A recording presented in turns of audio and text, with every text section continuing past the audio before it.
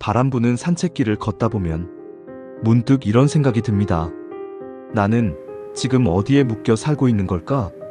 오늘 이 시간 우리는 집에 대해 생각해 보려 합니다. 과거에는 노후의 성공이 집 한 채에 있다고 믿었습니다. 하지만 요즘 60대는 다릅니다. 더 이상 집에 묶이지 않고 작지만 자유로운 공간에서 진짜 나답게 살아가는 삶을 택하고 있습니다. 오늘 걷는 시간에서는 집 대신 자유를 선택한 이들의 이야기, 그리고 그들이 우리에게 주는 메시지를 나눠보겠습니다. 집에 묶이지 않고 자유롭게 사는 60대가 늘고 있습니다. 1. 집에 대한 생각이 달라지고 있다. 예전에는 누구나 집을 갖는 것이 당연하다고 여겼습니다. 안정된 삶을 위한 최소 조건이었고 사회적 성공의 상징이었죠. 남는 건 집뿐이다. 내 집이 있어야 마음이 놓인다. 그런 말들이 전 세대를 지배했습니다. 하지만 요즘은 묻습니다. 이 집 정말 나에게 필요한가? 이 공간이 나를 편안하게 하는가? 아니면 묶어두는가? 요즘 60대는 오히려 내가 이 집을 지키기 위해 너무 많은 걸 희생하고 있지는 않은가를 자문합니다. 그 질문에서부터 노후의 방향이 달라지기 시작했습니다. 더 이상 집이 단순한 자산이 아닌 무게로 느껴지고 삶의 에너지를 갉아먹는 구조물처럼 여겨지기도 합니다. 집을 소유하는 것이 곧 삶의 중심이 되어선 안 된다는 인식, 그리고 내 삶은 집보다 더 넓고 더 가볍게 흘러야 한다는 철학이 퍼지고 있습니다. 다운사이징, 공간을 줄이면 인생이 넓어진다. 집을 줄인다는 것은 단순한 이사 문제가 아닙니다. 내 삶의 방식 자체를 바꾸는 일입니다. 더 이상 필요 없는 가구, 열지 않는 서랍장 속 물건들, 청소와 유지 관리에 들이는 시간과 비용까지 왜 이렇게 많은 것들을 품고 살아야 하지? 이 질문을 던진 이들은 스스로 공간을 줄이기 시작했습니다.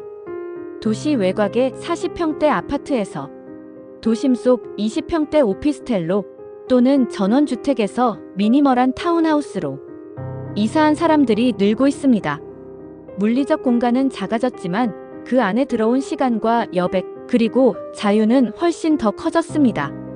또한 작은 공간에서의 삶은 불필요한 소비를 줄이고 필요한 것만 소유하는 습관을 만들어줍니다. 작은 집은 내가 머무는 곳이 아니라 내 삶이 움직일 수 있는 기반이 됩니다. 그곳은 내가 더 자주 나가게 만들고 세상과 더 가볍게 연결되도록 해줍니다. 3. 집 대신 현금 흐름을 선택한 사람들. 큰 집 한 채로 노후를 버티겠다는 생각은 점점 줄고 있습니다. 이유는 분명하죠. 집은 팔기 전까지 현금이 되지 않습니다. 반면 월세, 배당, 연금은 나를 움직이게 하는 연료가 됩니다. 실제로 많은 60대들이 집을 팔고 월세 수익이 나는 부동산으로 바꾸고 배당이 나오는 ETF나 리츠에 투자하고 연금형 금융상품에 가입해 매달 현금을 확보합니다. 한 분은 이렇게 말했습니다. 집은 묶여있는 돈이고 현금 흐름은 나를 어디로든 떠날 수 있게 해주는 바람이다. 돈이 집안에 묶여있는 게 아니라 매달 들어오는 현금으로 바깥 세상을 향해 나갈 수 있어야 한다는 겁니다. 더 나아가 현금 흐름은 단순히 생활비를 넘어서 자유를 확보하는 수단이 됩니다. 나는 지금도 어디든 갈 수 있다는 감각은 노년기의 불안을 줄이는 가장 강력한 심리적 자산입니다. 4. 집보다 경험과 이동이 중요한 시대. 요즘 60대들은 계절마다 삶의 자리를 옮깁니다. 강릉 한 달 살기, 전주 오래 살기, 제주도 계절 거주. 이런 이야기가 이제 특별하지 않습니다. 과거엔 이사를 번거로운 일로 여겼지만 지금은 변화가 삶의 활력이 됩니다. 내 삶의 중심은 집이 아니라 내가 오늘 아침 눈을 뜬 공간과 오늘 저녁 내가 걷는 길 위에 있다. 이런 감각은 더 이상 젊은 세대만의 것이 아닙니다. 오히려 60대들이 훨씬 더 절실하게 느끼고 실천하고 있습니다. 이동이 주는 신선함, 새로운 환경이 주는 감각 자극, 계절을 따라 사는 일상의 다양성. 이 모든 것이 삶을 더 깊고 의미 있게 만듭니다. 집이 삶의 종착지가 아니라 여정을 위한 중간 기착지라는 인식이 자리 잡고 있습니다. 렌탈, 공유, 호텔식 라이프 스타일. 이제는 차를 꼭 소유하지 않아도 됩니다.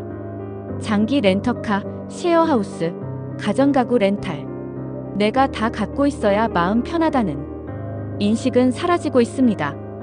오히려 필요할 때만 쓰고 필요 없을 땐 비우자. 이게 요즘 60대들의 새로운 선택입니다. 가진 것이 많을수록 신경 쓸 것도 많아집니다. 반대로 덜 가질수록 몸과 마음이 가벼워집니다. 필요한 순간에만 갖고 소유보다는 활용의 개념으로 삶을 꾸려나가는 것. 그것이 노후의 에너지 효율을 높여주는 방식입니다. 6.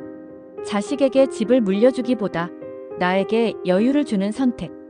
내가 이 집을 지키면서 평생을 살았는데 이제는 좀 나를 위해 살고 싶어요. 많은 60대들이 이렇게 말합니다. 자식에게 집을 물려주기보다는 지금 이 순간을 내가 누리고 싶다고 말합니다. 내가 행복하게 사는 것이 최고의 유산이라는 생각. 집을 남기기보다 행복한 삶의 태도를 남기고 싶다는 마음. 자산보다 삶의 방식이 더 중요한 시대. 가장 값진 유산은 돈이 아니라 우리 부모는 자기 인생을 즐겼어라는 기억입니다. 7. 노후 주거의 기준도 달라지고 있다. 노후의 좋은 집은 넓고 멋진 집이 아닙니다. 병원과 가까운 집, 대중교통이 편리한 집, 마트, 시장, 카페, 도서관이 도보거리에 있는 곳. 이런 것들이 훨씬 중요해졌습니다. 좋은 집은 더 이상 큰 집이 아닙니다. 살기 편한 집입니다. 노후 주거에서 가장 중요한 기준은 생활의 자립성과 일상의 효율성입니다. 그 집에 내가 스스로 머물고 나가고 관계를 맺을 수 있는지가 핵심입니다.